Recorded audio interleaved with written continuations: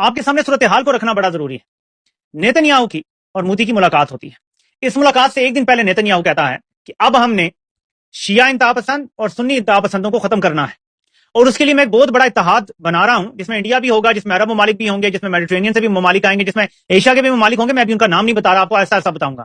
اور ہم نے شیعہ انتہا پسندی ختم کرنی ہے اور سنی انتہا پسندی ختم کرنی ہے۔ اور میں نے آپ کو بتایا تھا کہ اس ٹائم جو سب سے زیادہ سنی انتہا پسندی جس طرف کہا جا رہا ہے وہ افغانستان کی طرف اشارہ ہے۔ تو نیتن یاہو تیرا ایک اشارہ، حاضر حاضر لو ہمارا۔ ایک تو یہ بات ہو گئی۔ دوسرا، کیونکہ ڈاٹ کنیکٹ کریں گے تو سمجھ آئے گا نا یہ کیا ہو رہا ہے۔ آپریشن ضرب للحق لانچ کر دیا جی افغانستان کے خلاف۔ محمد مالک میڈیا پہ بیٹھ کے کہتے ہیں جی کہ میری اطلاعات یہ ہیں کہ اگلے 2 سے 3 گھنٹوں میں ایک بہت بڑا فضائی حملہ جو ہے آپریشن ہونے جا رہا ہے۔ اور پھر آپ کو میں نے یہ دکھایا اس کا رجیم ٹاؤٹ کا کہ یہ regime change in Kabul. Bagram air base کس کو چاہیے اور رجیم چینج کس کی خواہش ہو سکتی ہے، اور کس نے کہا ہوگا کہ ہم کر کے دے سکتے ہیں؟ سمجھ آ رہی ہے؟ لیکن اس دوران ایک ڈیولپمنٹ ہو جاتی ہے۔ ادھر ابھی یہ معاملہ پکانے لگتے ہیں کہ ادھر سے قطر کے منسٹر ڈاکٹر محمد بن عبدالعزیز الخلیفی کی اسحاق ڈار کو کال آ جاتی ہے۔ اب یہ 2 دن پہلے ہی سارے بے شرم قطر کے بادشاہ کے پیروں میں پڑے ہوئے تھے، وہاں سے کال آ جاتی ہے۔ قطر کیونکہ گارنٹر ہے طالبان کے ساتھ، جو امریکہ کا معاہدہ ہوا تھا اس میں قطر مین ثالث کا کردار اس نے ادا کیا تھا، تو وہ جب بھی کوئی ایسا مسئلہ ہوتا ہے طالبان کے ساتھ تو وہ بیچ میں پڑتے ہیں، تو وہ بیچ میں پڑ گئے۔ اب دیکھنا یہ ہے کہ کیا قطر کے روکنے کے باوجود بھی پاکستان یہ سب کرے گا جس کا انہوں نے فیصلہ کیا ہوا ہے، تہیہ کیا ہوا ہے۔ اب آپ سوچیں گے ہم یہاں تک پہنچے کیسے ہیں؟ اتنی بات میں نے پہلے کر دی ہے، یہ سمجھے میں نے آپ کو مووی کا اینڈ پہلے دکھا دیا، اب آپ کو بتاتا ہوں میں اس نتیجے تک پہنچا کیسے ہوں کہ یہ سب کچھ پلانڈ ہے۔ دیکھیں، جب آپ فوج میں سیکھتے ہیں نا، پڑھتے ہیں، سمجھتے ہیں، تو آپ کو جو مین چیز سکھائی جاتی ہے وہ یہ ہے کہ آپ نے کیسے دشمن کو ریٹل کرنا ہے، اور آپ نے دشمن کا رسپانس پڑھنا ہے، سیکھنا ہے، سمجھنا کہ آپ اگر یہ کریں گے تو دشمن کیا کرے گا، آپ اگر یہ کریں گے تو دشمن کیا کرے گا۔ یہ سارے رسپانسز سکھائے جاتے ہیں۔ نا امیجن طالبان جو افغانستان پہ کوئی الیکشن جیت کر نہیں آئے ہوئے، ہاں انہوں نے جنگ جیتی ہے، کہہ سکتے ہیں کہ انہوں نے جنگ جیتی ہے اور فتح کیا ہے ایک ملک، کیوں کہہ سکتے ہیں آپ، لیکن الیکٹڈ نہیں ہے، نمائندے نہیں ہیں، ٹھیک ہے۔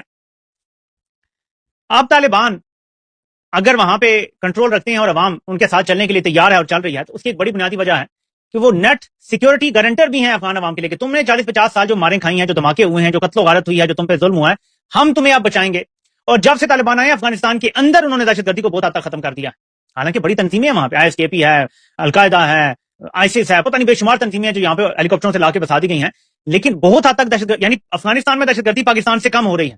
یعنی ان کا بنیادی جو ایک مورل جو گراؤنڈ ہے نا ان کا، وہ یہی ہے کہ ہم یار تمہیں حفاظت سے زندگی گزارنے کا موقع دے رہے ہیں، تمہیں امن فراہم کر رہے ہیں، تمہیں ہم سکھ کر سانس لینے کا موقع دے رہے ہیں۔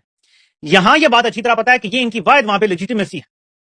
اب ہوتا کیا ہے کہ یہاں سے ایک فضائی حملہ ہوتا ہے جس میں وہاں پہ 13 سویلینز کو مار دیا جاتا ہے، مسجد بھی تباہ ہو جاتی ہے، 13 سویلین جس میں عورتیں اور بچے تھے وہ مار دیے جاتے ہیں۔ اب ایسی صورت میں جب عورتیں بچے مارے تو ان کی لیجیٹیمیسی ختم ہو جاتی ہے طالبان کی۔ اگر وہ سیکیورٹی پرووائڈ نہیں کر سکتے اپنے لوگوں کو تو پھر ان کو اقتدار میں رہنے کا کوئی حق نہیں ہے۔ ان کے اندر سے لوگ فیصلہ کرتے ہیں کہ جی ہم نے اپنے اقتدار میں رہنے کا جو جواب ہے اس کو قائم رکھنا ہے، ٹھیک ہے، اور ہم نے اپنے ملک کی حفاظت بھی کرنی ہے، اپنے لوگوں کی خاص طور پہ حفاظت کرنی ہے۔ وہ پاکستان پہ اٹیک لانچ کرتے ہیں، لیکن ان کی کیپیسٹی ڈائریکٹ اٹیک کی نہیں ہے۔ پورا میرا تجزیہ سنیے گا، ٹھیک ہے، یہ کوئی سطحی باتیں نہیں ہیں۔ وہ تو جو بیٹھے ہوئے نا رجیم ٹاورز، وہ کابل بھی تباہ کروا بیٹھے ہیں، کندھار بھی تباہ کروا بیٹھے ہیں، وہ جو افغانستان کی لیڈرشپ ہے اس کو بھی مروا بیٹھے ہیں، کوئی پہاڑوں پہ پہنچ گئی ہے۔ میں ایسی باتیں نہیں کر رہا، میری بات کو توجہ سے سنیے گا۔ یہ وہاں سے وہ فیصلہ کرتے ہیں کہ ہم نے ریٹیلیٹ کرنا ہے، لیکن یہ ان کے فیور میں نہیں جاتی بات کہ وہ دو بدو لڑے پاکستانی فوج۔ پاکستانی فوج کے پاس سپیریئر ہر چیز ہے، پاکستانی فوج کے پاس ایئر فورس ہے، ڈرون کی کیپیبلٹی ہے، ہر چیز ہے، تو دو بدو لڑائی میں تو پاکستان ان کو انائلیٹ کر سکتا ہے۔ پھر کیا ہے؟ سوال کرنے جا رہا ہوں، تو میں فوجی نہیں ہوں، کیا یہ پاکستانی فوج کو بیٹ کیا جا رہا ہے؟ 2 چیزیں ہیں نا، پہلی پہ تو بات تھوڑی سی کی آگے کرتا ہوں۔